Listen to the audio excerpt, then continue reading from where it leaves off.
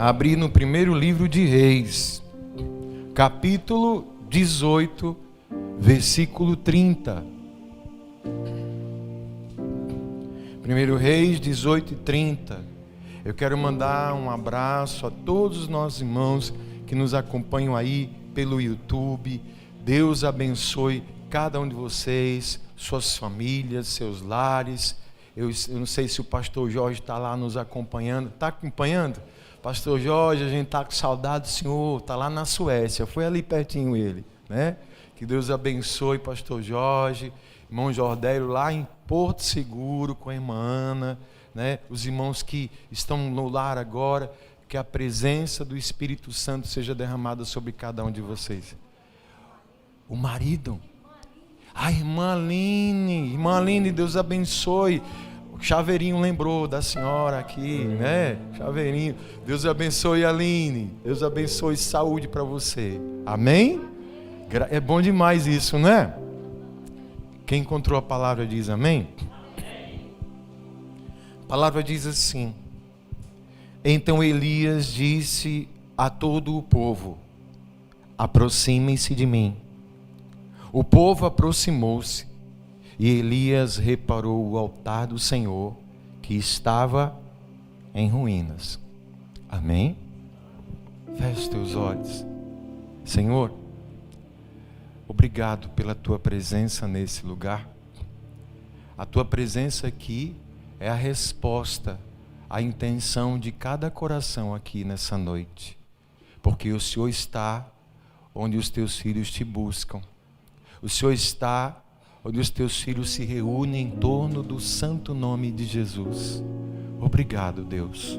Te pedimos, já te agradecemos por tudo o que o Senhor já fez até aqui. E pedimos, continue falando conosco. A tua palavra é a expressão do teu amor por nós. A tua palavra é que nos dá a direção e a força que precisamos na nossa vida. Por isso, Deus, pedimos, fala ao nosso coração. Fala não o que queremos aqui ouvir, Deus, mas aquilo que o Senhor sabe muito bem que nós estamos precisando. Crendo assim no teu cuidado, no teu amor, nós já te agradecemos em nome de Jesus. Amém. Podem sentar-se, irmãos.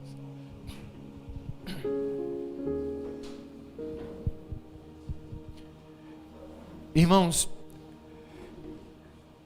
essa palavra já está há algum tempo no meu coração. E Deus foi tratando há alguns dias comigo sobre esse tema aqui. E veio um título: Altares Quebrados.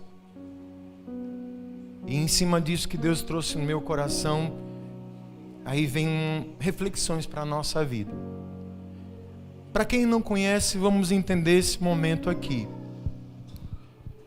Na história do povo de Israel, no Antigo Testamento especialmente, havia sempre alguns ciclos. Como funcionava?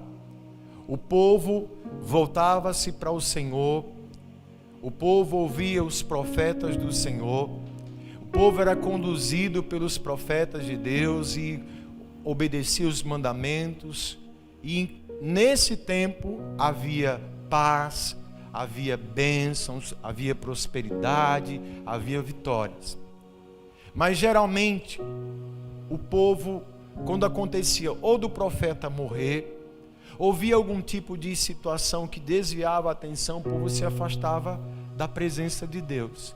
E o ciclo agora era dor, sofrimento, não porque Deus liberava, mas como resultado do afastamento da presença e da palavra dele. Era sempre assim.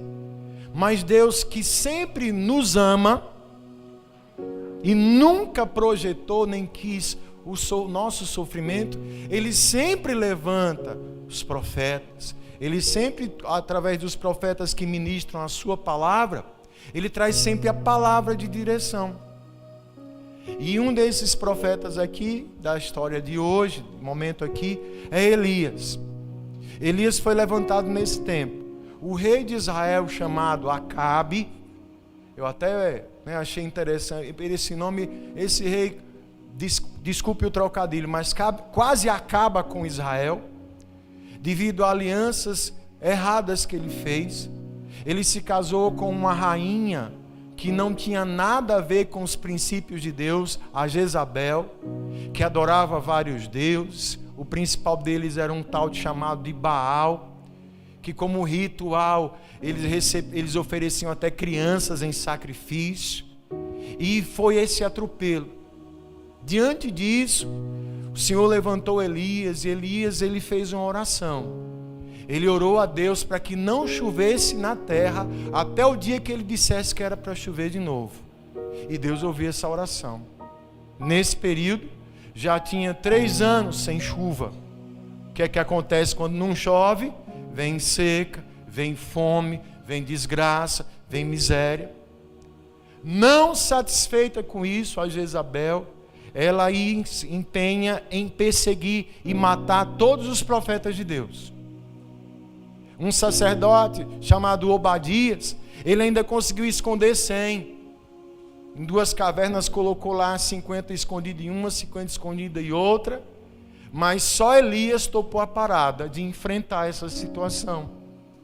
Elias se levantou como voz profética de Deus, dizendo primeiro ele chama o povo. Ele chama o povo a uma reflexão. Até quando vocês vão ficar cocheando entre 2 pensamentos? Se Baal é Deus, sigam Baal. Se o Senhor é Deus, sigam Deus. Mas não dá para ficar lá e cá.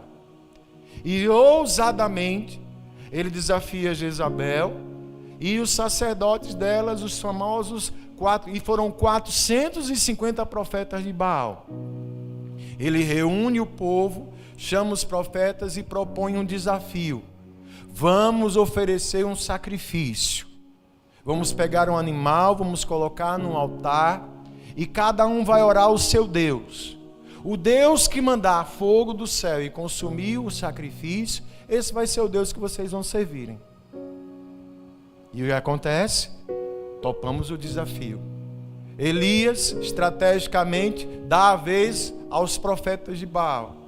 A história diz que esses profetas gritavam, espernearam, se rasgavam, se cortavam, do início do dia até quase o final da tarde. Pense, Elias chegou até a tirar uma ondinha, tipo, fale mais alto, ele deve estar dormindo, Deus de vocês, deve estar tirando um cochilo, ou quem sabe viajou. Toda essa história você pode ver com calma, lendo em casa aí esse capítulo de Reis.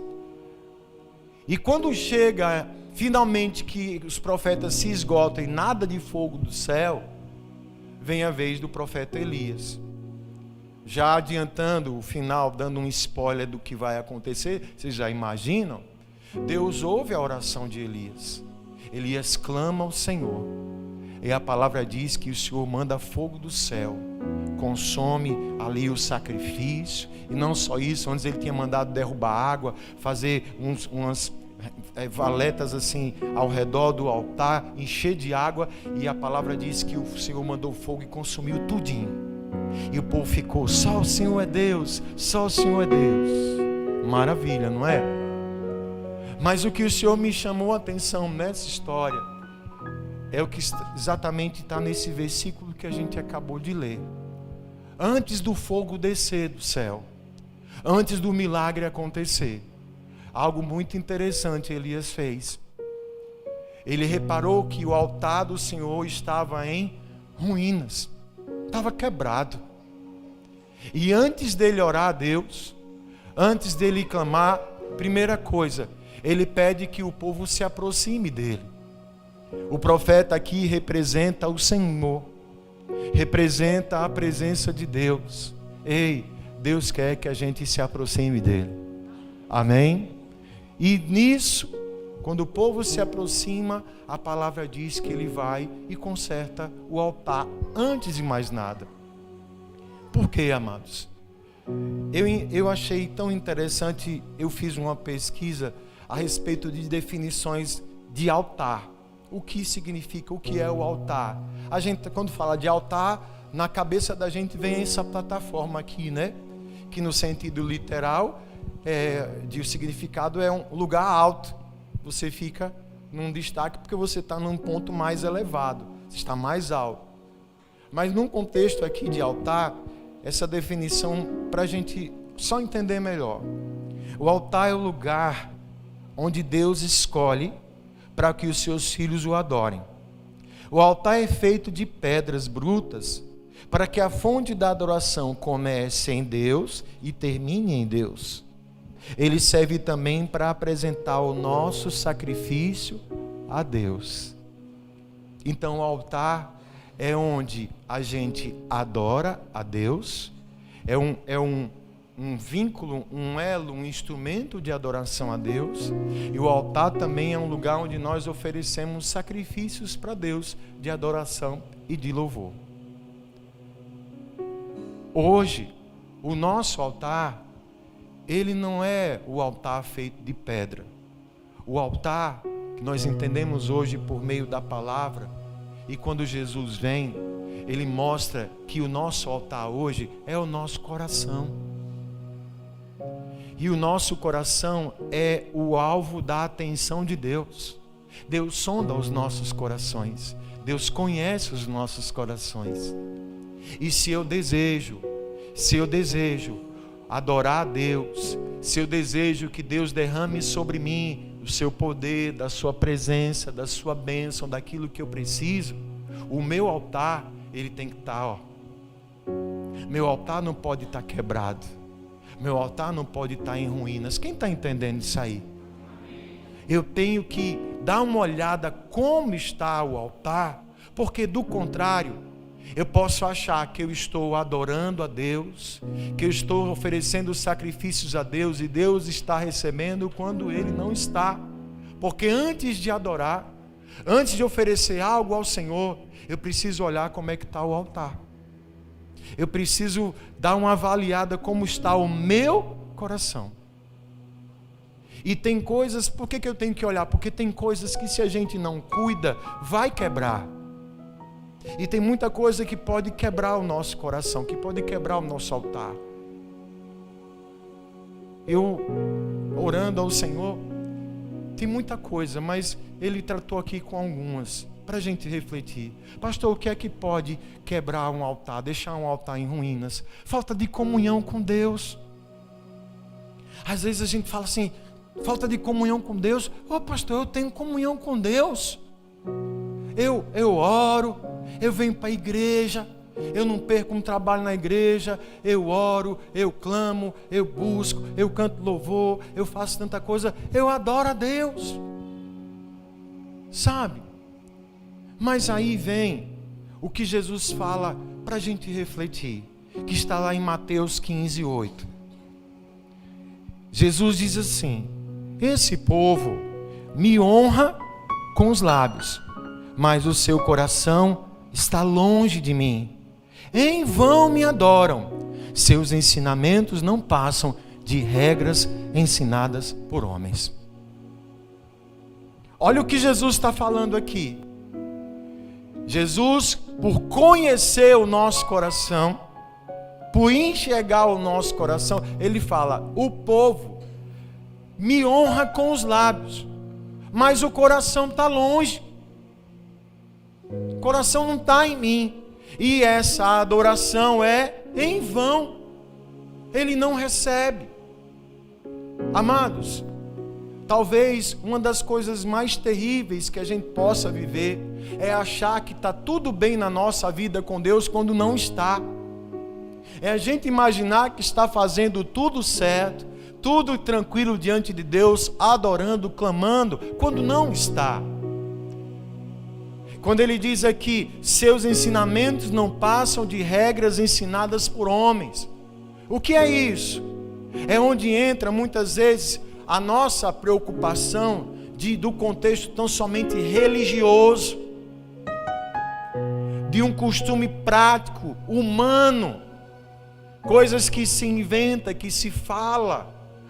Eu acho que é assim, eu penso desta forma, porque eu tenho as minhas convicções, porque eu tenho os meus pensamentos a respeito disso, e para mim está tudo tranquilo. E isso, amados, é um fato que se repete ao longo da história. Se você for dar uma olhada no livro, por exemplo, de Malaquias, lá no capítulo 3, o final, você vai perceber que Deus está aborrecido com o povo. O povo vai adorar, diz, eu não quero saber da oferta de vocês não. Parem de me adorar. Parem de me trazer oferta. E Deus dá uma bronca, porque o coração deles estava longe. A adoração era de qualquer jeito, as ofertas eram de qualquer jeito. Ouça, um coração distante do Senhor é um coração que está sinalizando que esse altar, ele está quebrado. A falta de comunhão com Deus, a falta de comunhão com o Senhor, de buscar de fato e de verdade a sua presença. Jesus disse que o primeiro e maior mandamento é amar a Deus de todo o teu coração, de toda a sua alma e de todo o seu entendimento. É de todo, não é parte, é tudo. Deus só quer tudo de nós, Ele quer todo o nosso coração.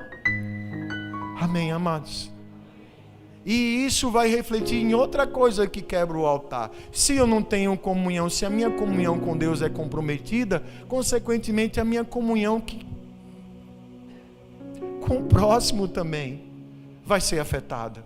A falta de comunhão com quem está perto de mim, a falta de comunhão com o próximo. Olha como o Senhor leva a sério isso. Em Mateus também, capítulo 5, versículo 23. Portanto, se você estiver apresentando sua oferta diante de quê? Diante do altar, deixe e ali se lembrar de que seu irmão tem algo contra você, deixe sua oferta ali, diante do altar, não no altar, mas diante, e vá primeiro reconciliar-se com seu irmão, depois volte e apresente sua oferta. Entende isso? Se você está vindo adorar a Deus, mas você lembra que tem algo contra o irmão, contra alguém, seja o que for, o Senhor diz, antes de você, deixa ali o que você vai fazer, vá primeiro reconciliar, fazer sua parte e depois venha me adorar. Do contrário, Ele não recebe. Quantas vezes, amados, a gente está achando que está adorando a Deus, mas no nosso coração tem alguma tristeza, tem alguma mágoa, tem algum rancor que a gente guarda, que a gente segura, está louvando, está adorando, está glorificando a Deus, mas não tá, isso não está subindo porque o altar está quebrado pela falta de comunhão. Quem está entendendo isso aí? Você pode dizer glória a Deus? Então, antes de mais nada, amados, Deus Ele é perfeito. Eu estava falando isso hoje de manhã. Não dá para a gente torcer as coisas com Deus. Por Ele conhecer o nosso coração, quando muita gente fala assim, eu adoro a Deus, eu tenho comunhão com Deus, Deus é tudo na minha vida. O que a palavra diz é que a minha comunhão com Deus, ela vai se refletir na comunhão que eu tenho com meu irmão. Então eu não posso dizer que tenho comunhão com Deus se eu não tenho comunhão com quem está perto de mim. Comunhão não significa estar sempre ali colado e tal, mas com o coração em paz com quem está perto de você. Com o coração em paz com quem de repente te machucou, te ofendeu, te maltratou, mas você fez sua parte e não deixou que nada viesse no seu altar santo, que é o teu coração, e quebrasse ele. Quem está entendendo isso aí? A gente falou de coisas que podem quebrar, tá bom. A palavra que a gente leu diz que Elias reparou o altar que estava em ruínas. Então o que é que a gente precisa para consertar esse altar? O que é que nós precisamos para reparar o nosso altar, o nosso coração, para que Deus haja, para que Ele receba a nossa adoração, para que Ele nos abençoe, para que Ele derrame fogo de bênção sobre a nossa vida? Quebrantamento. Quebrantamento. O Salmo 51, 17 diz o seguinte: os sacrifícios que agradam a Deus são um espírito quebrantado e um coração quebrantado e contrito, ó Senhor, não desprezarás. O que é um coração quebrantado? É um coração humilde, um coração que reconhece, sabe? Um coração que consegue se enxergar e admitir a sua carência, a sua necessidade, as suas faltas. Uma das coisas mais difíceis para que alguém melhore ou mude de condição é essa pessoa reconhecer que ela precisa mudar e melhorar. Só um coração quebrantado é um coração que olha para dentro de si e reconhece que precisa de Deus. E quando eu quebranto o meu coração, Deus não despreza. E esse é um sacrifício que agrada a Deus. Um coração humilde, um coração contrito, um coração quebrantado. A palavra de Deus diz que os soberbos Ele abate, mas os humildes Ele eleva. Jesus, que está sempre de olho em tudo, tem uma passagem no Evangelho onde Ele observa a oração de duas pessoas, um fariseu e um publicano. Quem é esse povo, pastor?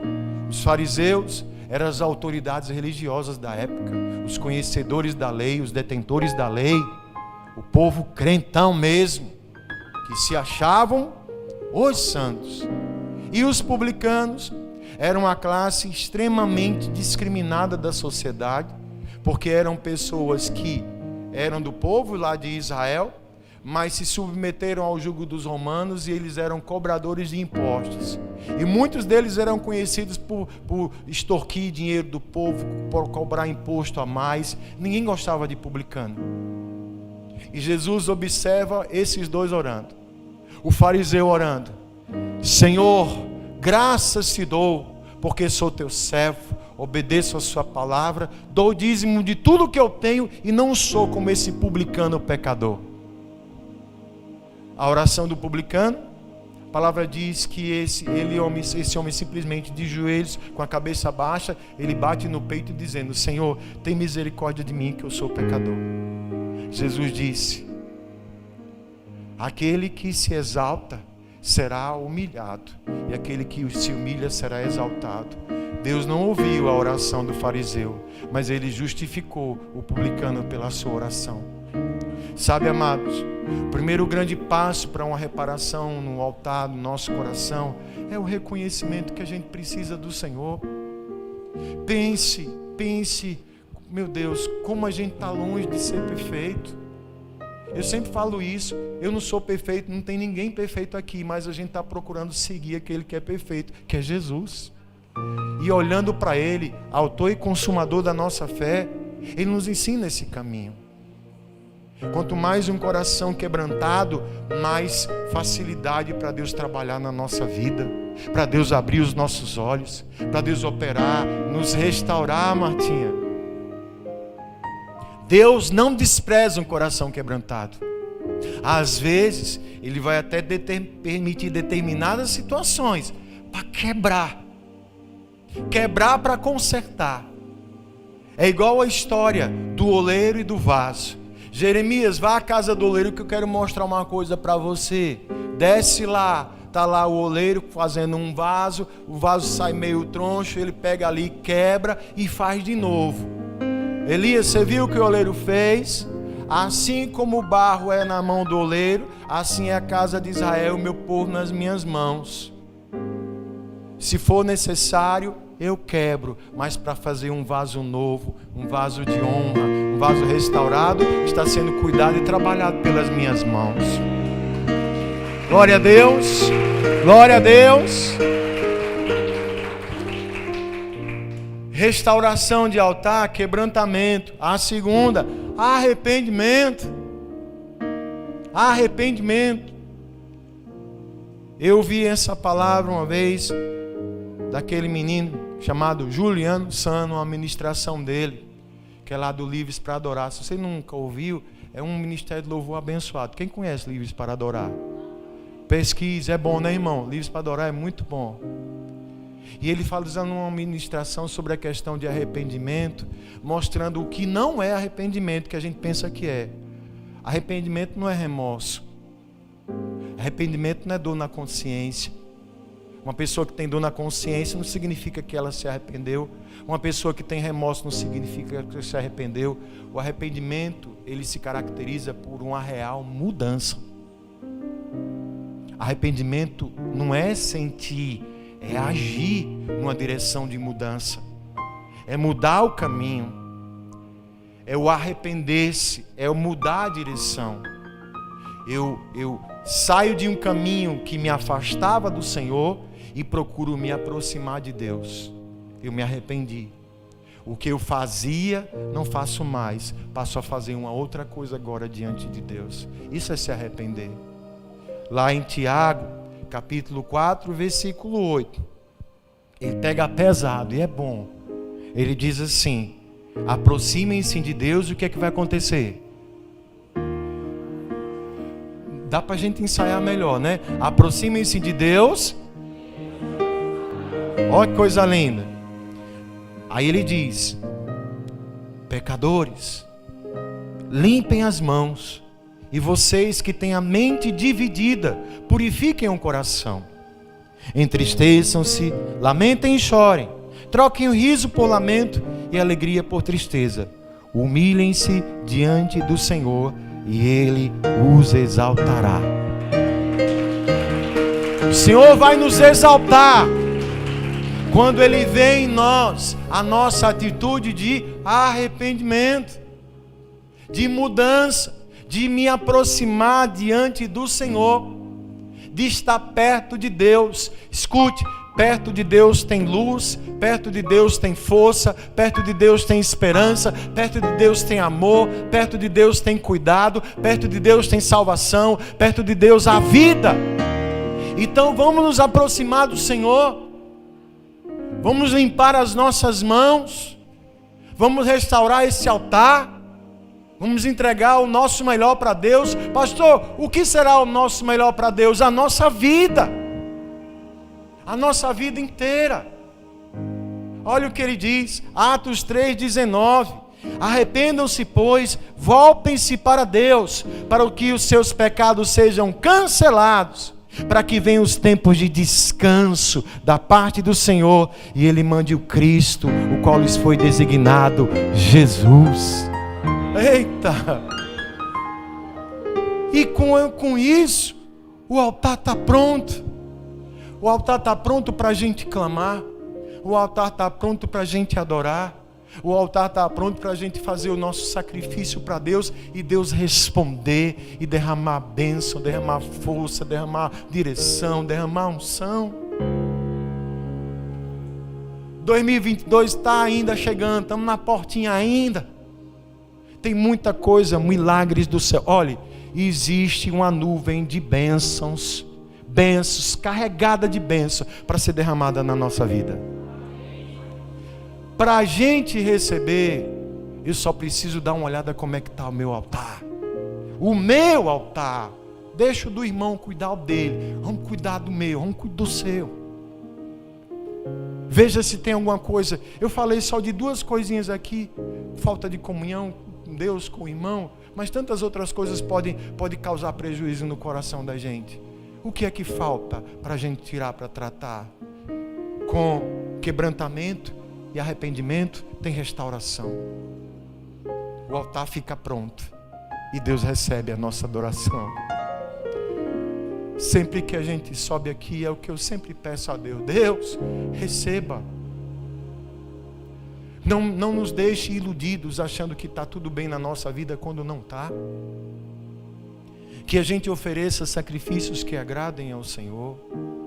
Que o nosso altar esteja totalmente restaurado e prontinho. E sempre passando por manutenção. Porque para conservar tem que cuidar. E a manutenção do nosso coração é a palavra de Deus aqui, ó. É a palavra de Deus.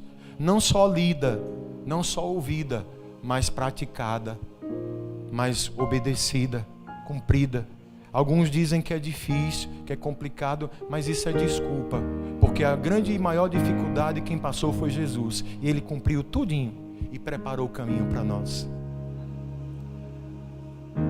que sejamos aqueles que vão estar como Elias. Ao ver o altar quebrado, a gente vai consertar. E com o altar consertado, pode ter certeza que o fogo do céu vai descer sim. Eu repito isso, tem muita bênção para a tua vida. Diz para o seu irmão, irmão, tem bênção chegando na tua vida. Tem bênção, filho, tem bênção chegando na tua vida. Tem. Eita. Tem bênção. Então vamos preparar o altar para receber? Amém? Você fica em pé no seu lugar, por favor.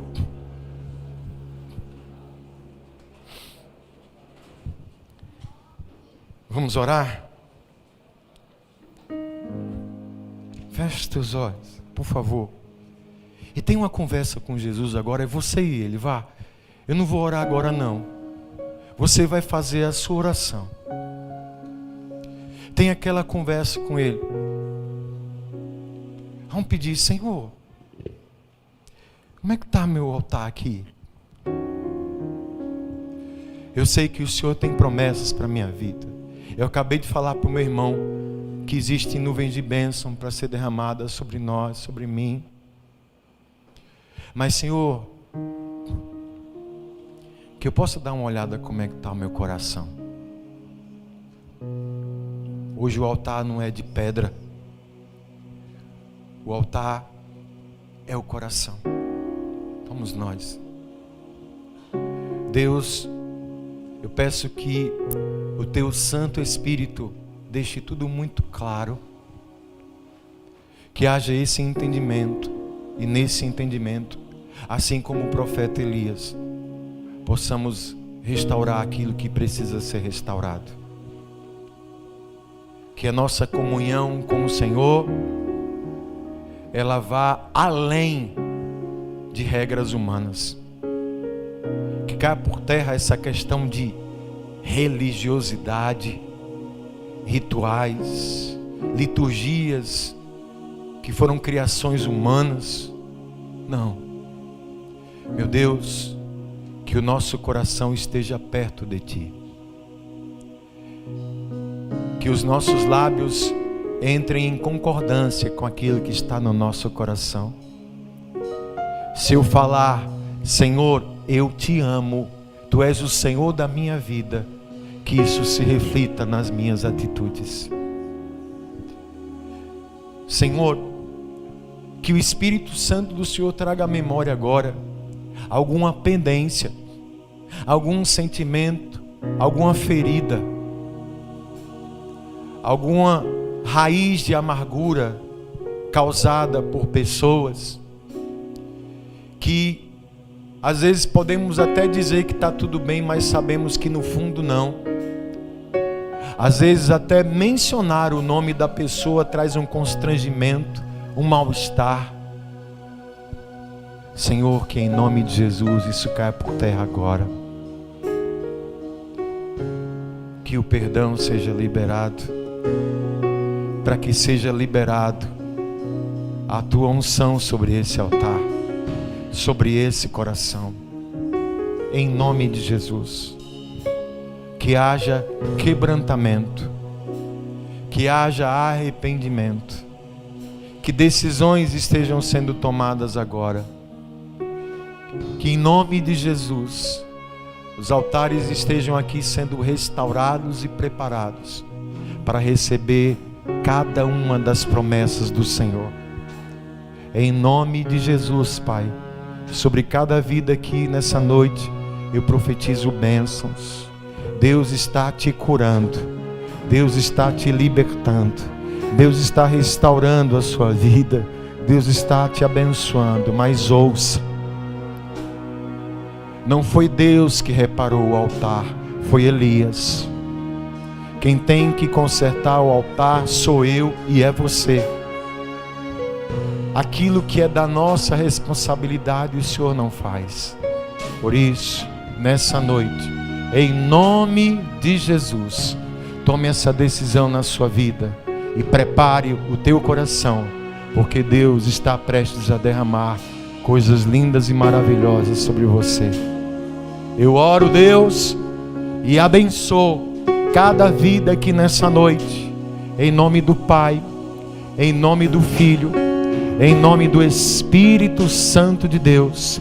Declaro altares restaurados, prontos, preparados para entregar adoração ao Senhor e receber do Senhor a sua presença e a sua glória. Em nome de Jesus. Amém, amém e amém, Senhor. Diga graças a Deus. Neste lugar, Cante isso ao Senhor. Tu és